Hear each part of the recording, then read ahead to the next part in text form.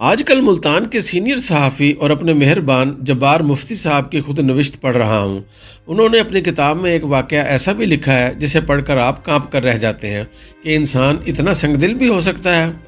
جبار مفتی لکھتے ہیں کہ جنرل ضیاء الحق نے بھٹو حکومت کا تختہ الٹ کر مارشل لا لگایا تو ابتدا میں سیاسی رہنماؤں اور حکمرانوں کو گرفتار کرنے کے بجائے انہیں حفاظتی تحویل میں لینے کا اعلان کیا گیا۔ قومی اتحاد کے حامیوں نے مٹھائیاں اور حلوے کی دیگیں تقسیم کی۔ بھٹو صاحب کو مری کے گیسٹ ہاؤس میں رکھا گیا تھا۔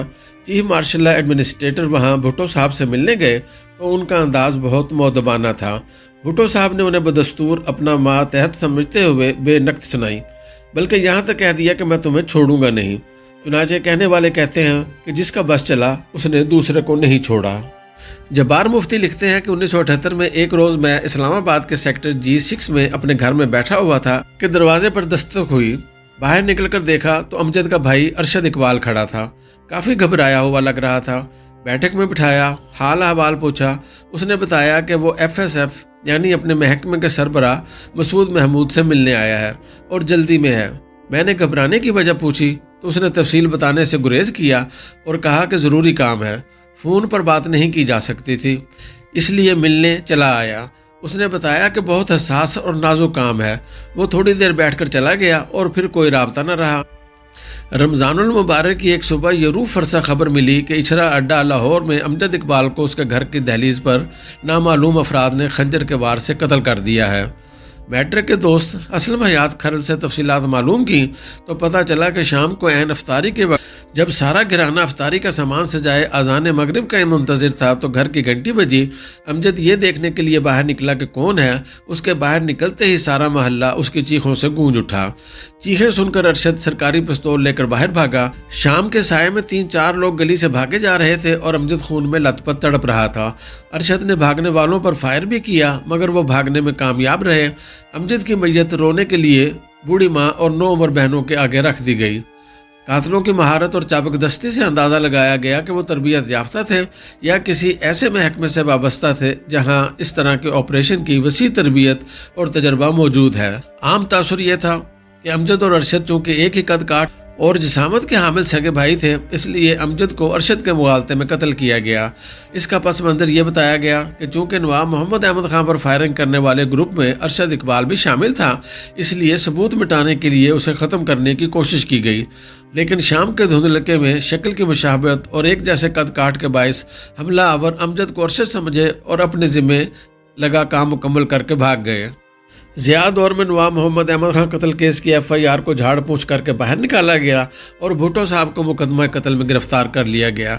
اس مقدمے میں گولیاں چلانے والے FSF کے اہلکاروں اور حکم دینے والے اعلیٰ افسروں کو گرفتار کر لیا گیا۔ ان میں انسپیکٹر ارشد اقبال، انسپیکٹر غلام مصطفیٰ اور ان کے بگ باس مسعود محمود بھی شامل تھے۔ مسعود محمود تو سلطانی گواہ بن گئے مگر باقی ملزمان الزامات سے انکاری تھے۔ مقدمے کو مزید مضبوط بنانے کے لیے مزید اقراری بیانات ضروری سمجھے گئے۔ اس موقع پر جماعت اسلامی کو استعمال کرنے کا فیصلہ ہوا۔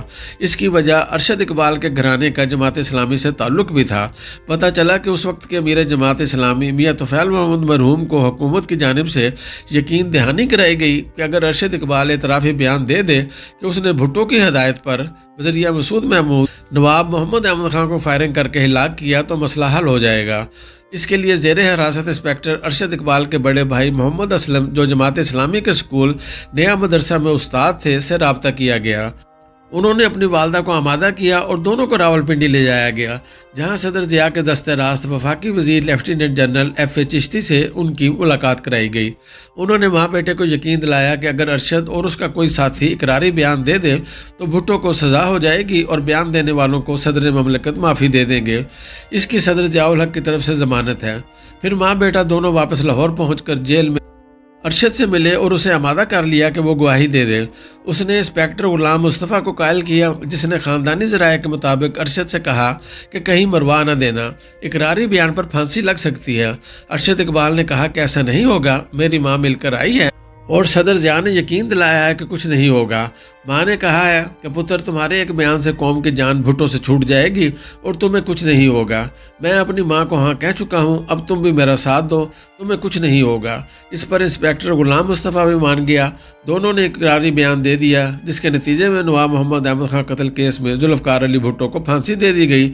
اس کے بعد خیال تھا کہ اقراری بیان دینے والے ملزمان اور سلطانی گواہوں کو معاف کر دیا جائے گا، مگر ایسا نہ ہو سکا۔ جب ان کی سزائے موت پر عمل درآمد یقینی نظر آنے لگا تو ارشد کی ماں اور بھائی اسلم بہت تڑپے، روئے اور چیخے چلائے۔ انہوں نے میاں طفیل محمد کو بار بار توجہ دلائی، جنہوں نے ایوان صدر رابطے کے لیے جنرل چشتی کو ان کے وعدے یاد دلائے، مگر کچھ نہ ہو سکا، بلکہ جنرل چشتی نے ان کا فون سننا ہی بند کر دیا۔ پھر ایک دن ارشد اقبال اور غلام مصطفیٰ کو بھی باقی ملزمان کے ساتھ پھانسی دے دی گئی۔ جبار مفتی، جو اس خاندان کو اچھی طرح جانتے تھے، لکھتے ہیں کہ باقیوں کے لواحقین کا تو پتہ نہیں، لیکن میں یہ سوچتا ہوں کہ جس ماں نے قصبہ پرسی میں غربت میں بے وسیلہ ہونے کے باوجود بڑے ارمانوں سے 5 بیٹوں کی پرورش کی، اپنا پیٹ کاٹ کر ان کو پڑھایا، جوان کیا، وہ جب جوان ہوئے تو ان میں سے ایک سرکاری نوکری میں شہید ہو گیا تھا، دوسرا گھر کے دروازے پر قتل ہو گیا اور تیسرے کو پھانسی دے دی گئی تھی۔ اس ماں پر کیا بیتی ہوگی۔